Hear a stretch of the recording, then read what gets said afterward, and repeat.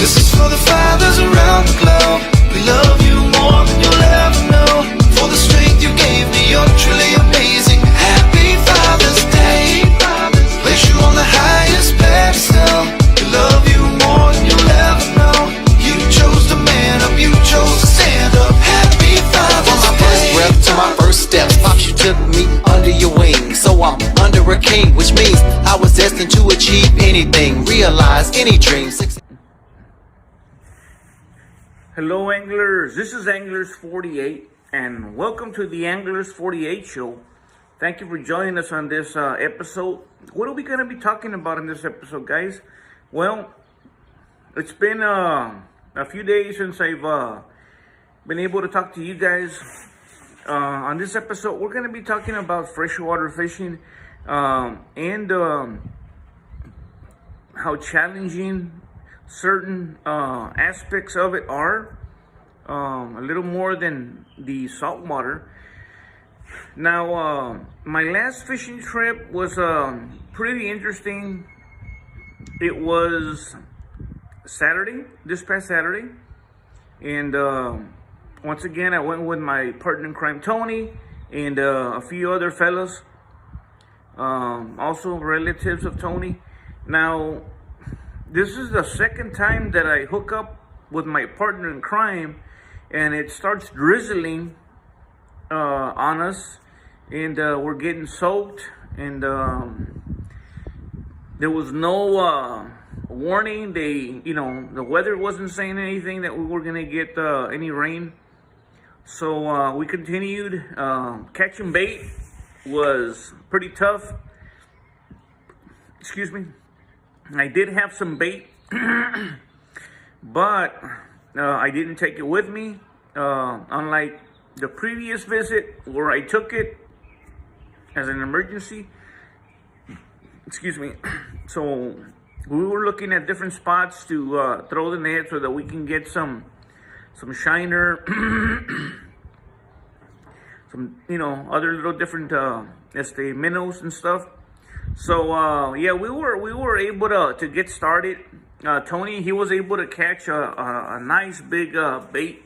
I believe it was a shiner. So I needed to get a good amount of bait, simply because on my previous trip they were stealing my lunch.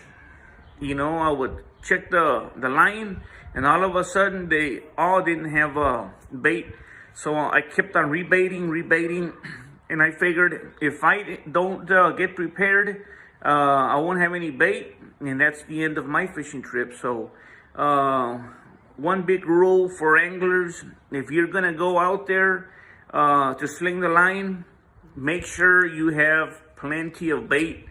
Don't just take a particular amount. Make sure that in your mind you have it that you're gonna have left over. If you don't feel you may have left over by the end of the trip, you may end up getting robbed frequently, and pretty soon your half-a-day fishing trip will turn into a 2-hour fishing trip, simply because you don't have any bait. So we were out there, and let me just get into it, guys. I'm gonna be talking about the reasons behind me targeting freshwater more, the different bites that I've been getting, the bait that I've been using, the gear. Right, I'm gonna show you the gear that I've been using also.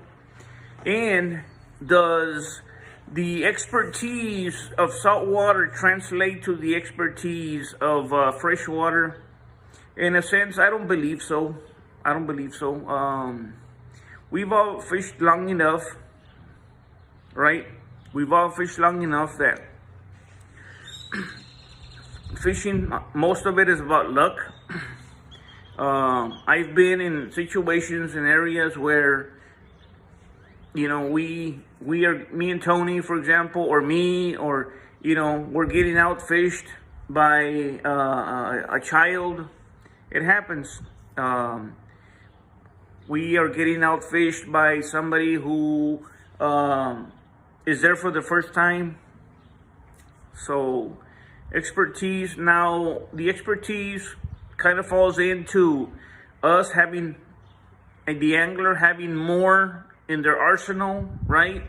You open up your tackle box, somebody else opens their tackle box, and you have, tons and tons of bait to choose from. You got soft plastic, hard plastic, you got spoons, different things. First time angler may not have any of that. So now I've noticed that catching freshwater fish, it's a lot tougher than catching saltwater fish. I've tried some of my techniques in freshwater, and let me tell you, it's pretty rough. So my hat's off to those freshwater fishermen. But again, patience, right?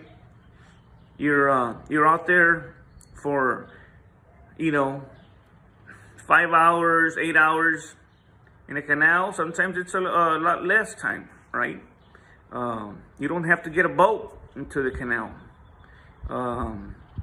You just drive up to the road, and you start fishing. But so okay, strong winds, right? The strong winds, they've been pushing me to do some freshwater fishing. I've done more freshwater fishing than I've ever done in the past.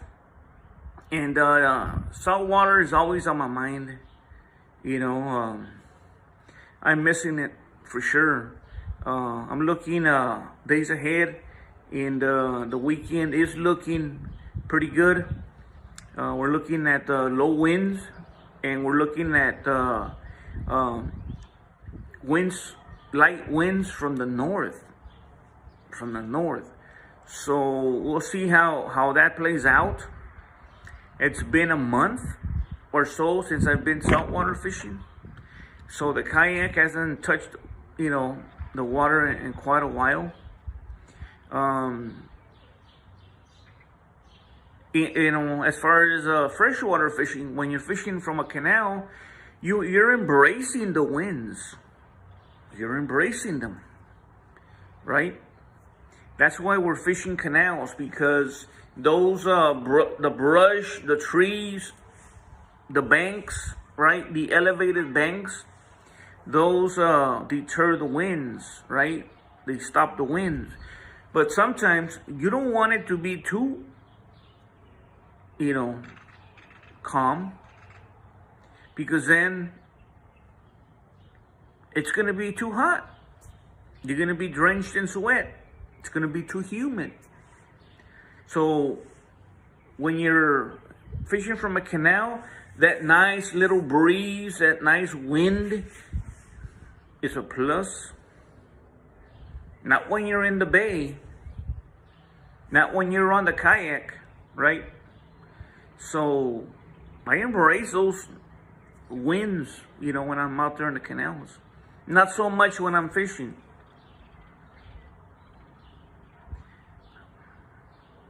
All right, the bites. What bites have I had when I'm out on the water? When you're freshwater fishing, it's like saltwater fishing, but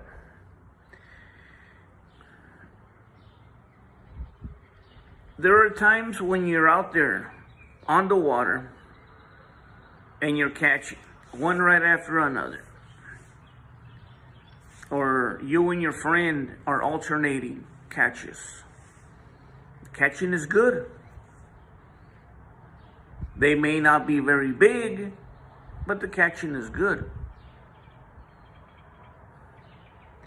Other times, the catching is very slow.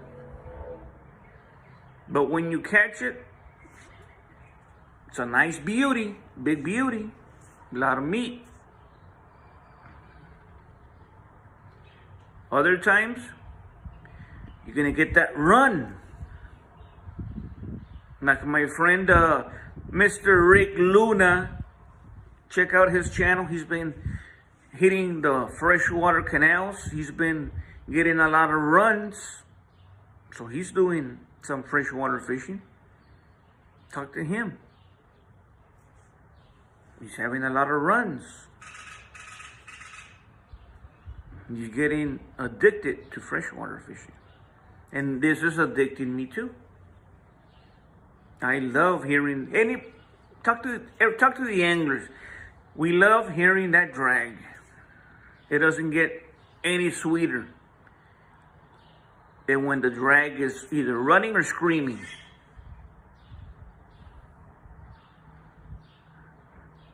Our heart is broken when it gets off, or we don't get to land it. Now, on my fishing trips, the first time, I got a garfish, but nothing else. Beautiful picture. I took a beautiful picture. Didn't run. Maybe it did, but I was too busy chatting with the buddies. I was chatting with Tony. On a hot day, sometimes a nice little Bud Light makes the day a little bearable.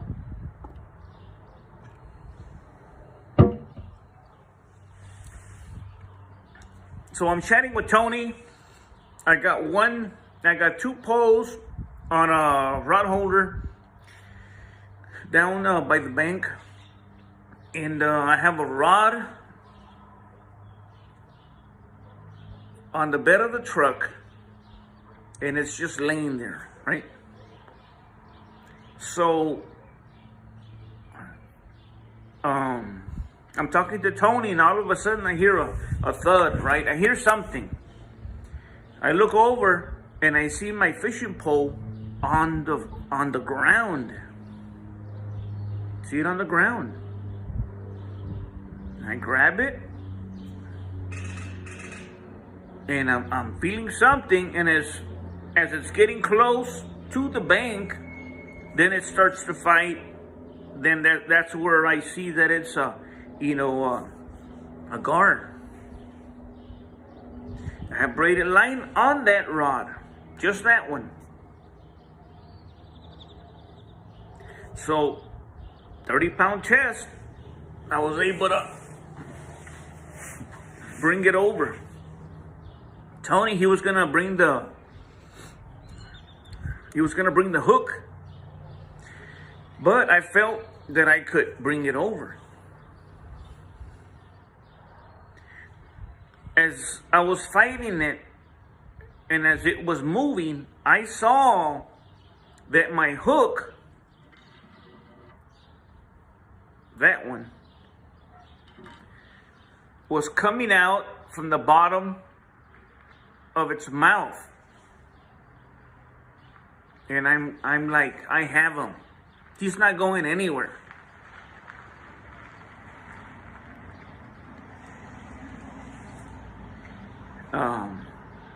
I didn't pick up the rod and say, let me let it run. No. I didn't pick up the rod and set the hook immediately. No. I reeled in, cut a little bit of the slack, and then set the hook. And it got caught. The next time, it was a big catfish.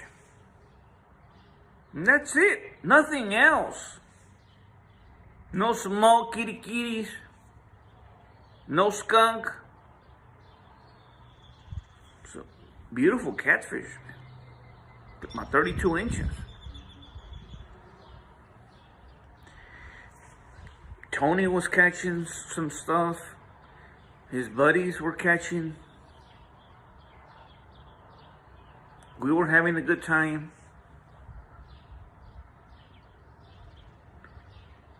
Then the following trip, what did I get? I got a big goose egg. I got skunked. No run, no hit, nothing. Tony, on the other hand, he was catching catfish maybe about 12, 13 inches left and right. It wasn't my day. Then last weekend, we got a run. We got several runs. But when I really thought that I really had it, wasn't able to hook on. Now, we see this a lot, right? We see this a lot. Does it happen to us a whole lot when we're on the water? Maybe not as much as it should happen to us.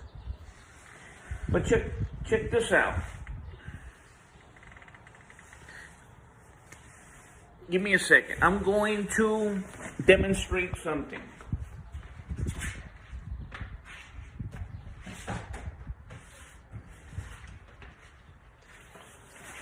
Okay. Thank you. Thank you for indulging me. Bills. All right. Let's pretend, guys, that this is the mouth of the gar, right? Now you have your different arguments. Oh, the gar eats it right away. You have a gar enthusiast. It's very knowledgeable. Oh no, the gar, it's like a flounder. Keeps it in its mouth and just is kind of like eating it slowly. Then you have those that say, no, it's eating it slowly, but it's moving around, right? With it still in its mouth. Now, what argument can you make? I wasn't there long enough, but I was able to catch that gar without letting it run. Maybe it ran for a while and I wasn't paying attention. But check this out. If you have the bait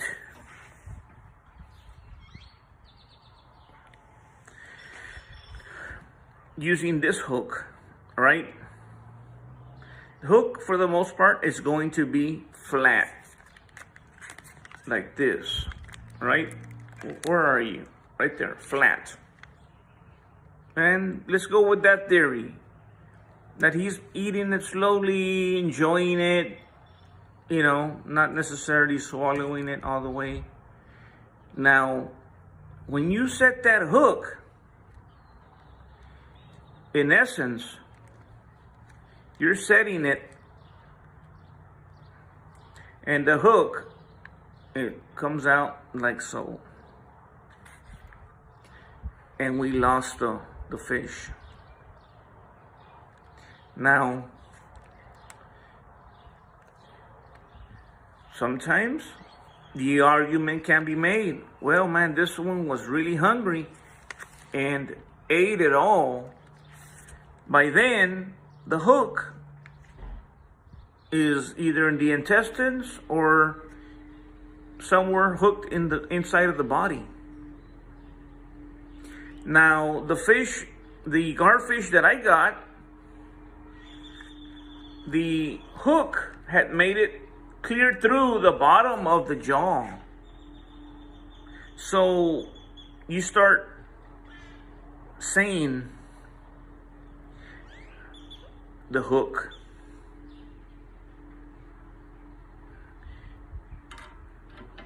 Which one should I use? What size should I use? So you start getting into that. Do I use bigger hooks? Maybe I'm supposed to get those. There are some hooks that are out there or that are made, right? That look like this.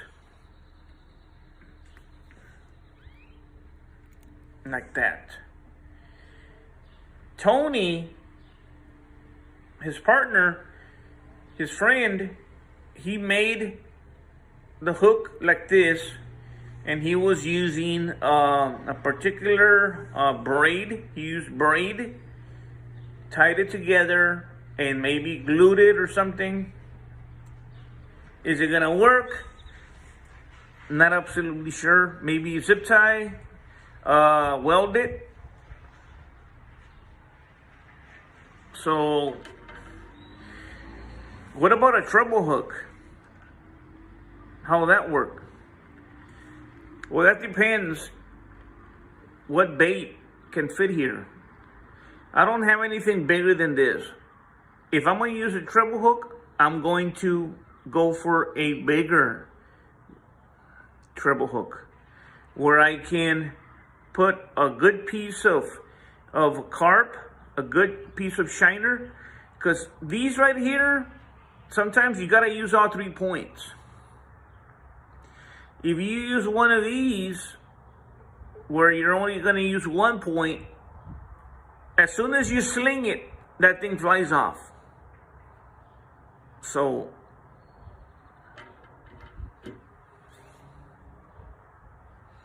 the bait that I have used, catching it with my net, has been shiners, carp, shrimp, and artificial.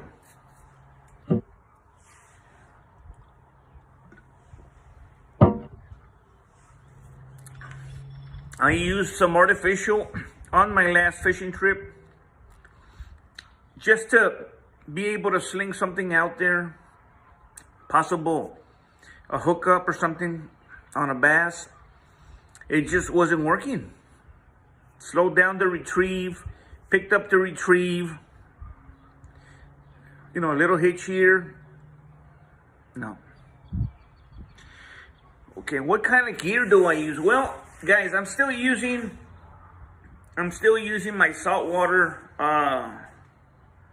light, ultralight reels and rods, which is okay with me, right?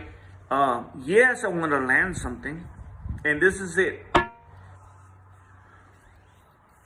This is a 7-foot rod. It was a combo.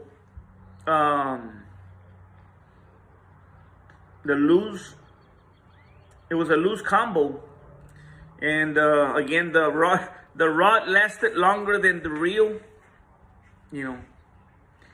So this is it right here. The reel that I'm using, the one that's been working, is this one right here. It's the Shimano FX, right? The Shimano FX. You can find these at Academy. Not sure, 100% Walmart. Not very expensive, but very good. For saltwater, obviously.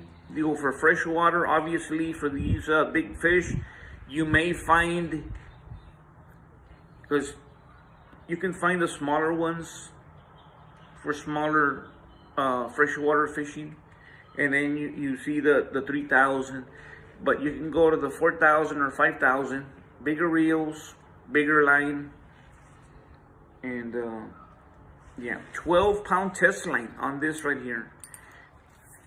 I haven't had the luck, right, to land anything, gar, catfish, on any of these rods. I wanted to see if I could land a huge catfish or a gar using 12-pound test line. Guys, I've caught my 39-inch bull red with 10. I caught my 43-inch bull red with 12. I caught a stingray, right? A little bigger than my truck tire size, right? if I can catch those, I'm not saying obviously that I can pull it up, but at least fight it, possibly bring it to the bank, right? Possibly bring it to the bank. I mean, for all I know, it can pop it as soon as you know, it gets hit. Now, anything is possible. About 8 years ago, I was at the arroyo. I was using 40 pounds fishing line. We still had about an hour and a half worth of daylight. We're on my boat. We were gonna spend the night. 40 pounds on a pin. Cast it out. I set it on the rod holder. What it took me to turn around and walk back to where my friends were on the boat. Just what it takes you to turn around. I only heard a ping. That sound. I'm like, what was that? I turned around and my line had been broken. 40-pound test line, guys. And what it takes me to turn around, it was broken off. Now, we can go and did you loosen the drag, all those things? I don't remember. Chances are I didn't. You know, pretty simple. I didn't. But anything is possible, right? What a story it will tell if I can catch something nice with using 12-pound test line. And the hooks, I showed you the hooks. This is the when I'm using live bait or cut mullet in saltwater, this is the one I use. This is my go-to right there. I believe it's a kale.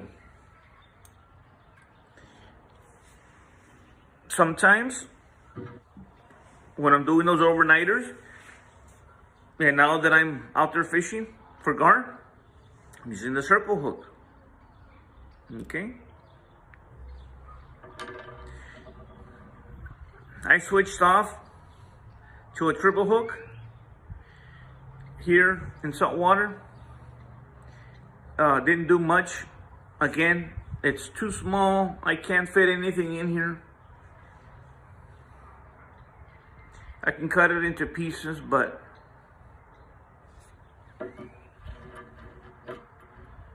so, like I said, that's pretty much, you know, how it's been going out there at the canals. Looking at the weather, and it's looking pretty good.